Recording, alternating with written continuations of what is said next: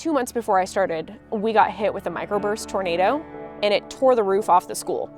And so I didn't even know if I was gonna have a job. I mean, it was a huge deal, but it wasn't a big deal because you knew everybody in town was gonna do what they needed to do.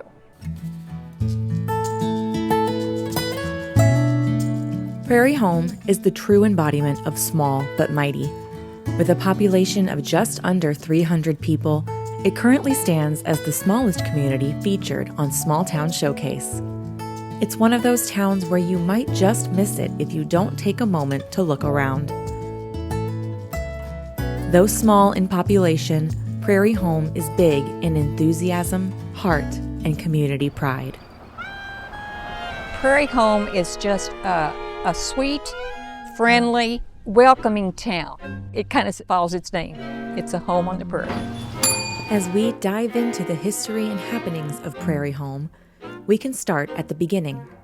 Along with her students, Dr. Christine Boston, professor of anthropology and sociology at Lincoln University, has taken on research of Prairie Home's founding family through the Don Carlos Archaeology Project, helping tell Prairie Home's story.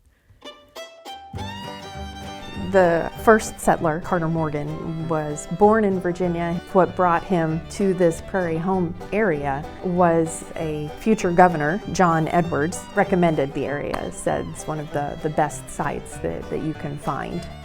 The Don Carlos family, when they came here from Kentucky, lost everything. So everything at the site is locally procured, which is really interesting because that provides us a really great baseline for what life was like.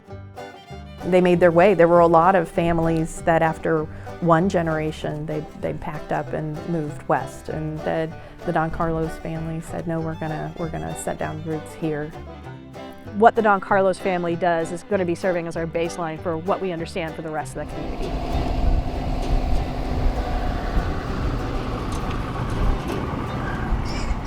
The influence of the Don Carlos family has carried through time. In fact, a member of the Don Carlos family is credited with starting the now 100-plus-year tradition of the annual Prairie Home Free Fair. The event has grown to be the pillar of the community, serving as a celebration of history, industry, and family. Let's bring the whole community together. Let's show off our best, agricultural seeds, agricultural products. But the major theme was always the horse show. And they had the same horses here that would go to the state fair and the same judges. It was a real big deal. Tonight is 50-cent bingo. Every card is 50 cents. You get to win prizes. And if you buy the card, you have to play it for this round. And who doesn't want to play bingo?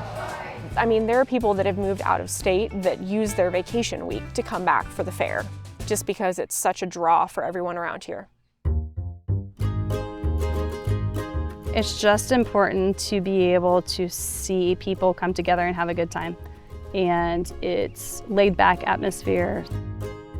So many people plan their vacations in this town around the fair. It's neat to see them do that and hold reunions during that time. And I've never seen a community work so hard to keep something going, just strictly because of the love of it and the love of family and community and getting together with their loved ones. So the fair is an integral part of this town. So this is the Big Bad Prairie Home Fair. Got the bingo hall here behind us. They're gonna get ready to play some bingo, and got the food stand over there, cranking out some good old fair burgers. Carnival all set up here in the midway, and gonna hopefully have a tractor pull tonight, weather dependent.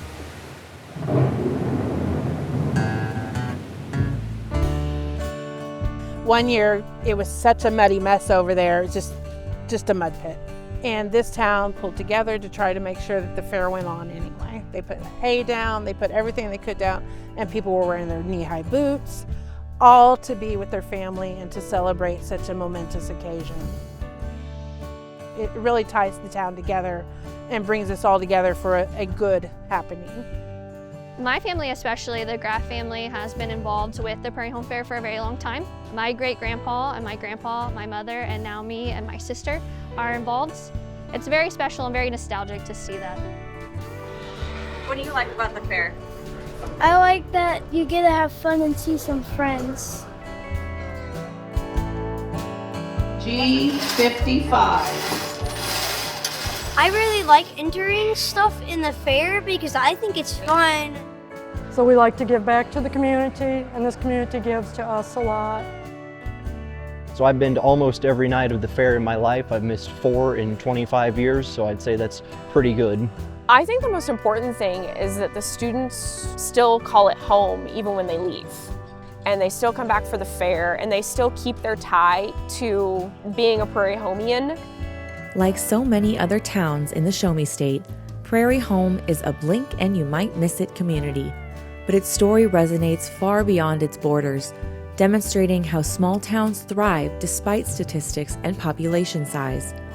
Prairie Home's story lives on in its people, its impact, and of course, the legacy of the Prairie Home Free Fair.